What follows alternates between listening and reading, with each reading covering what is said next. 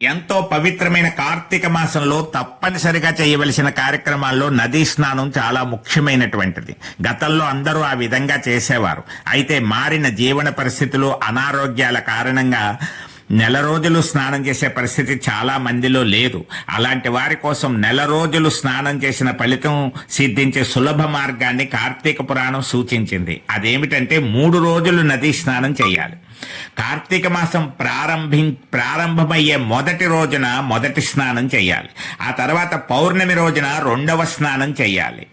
3వ స్నానం కార్తీక మాసం ఆఖరి రోజైన అమావాస్య నాడు చేయాలి. ఈ విధంగా 3 స్నానాలు చేసిన వారికి నెల రోజులు మొత్తం స్నానం చేసిన ఫలితం లభిస్తుంది.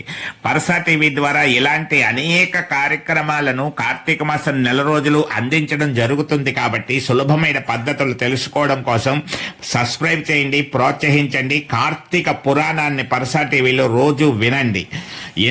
ఎంతో సులభమైన పద్ధతుల్లో మీకు అందించడం జరుగుతుంది.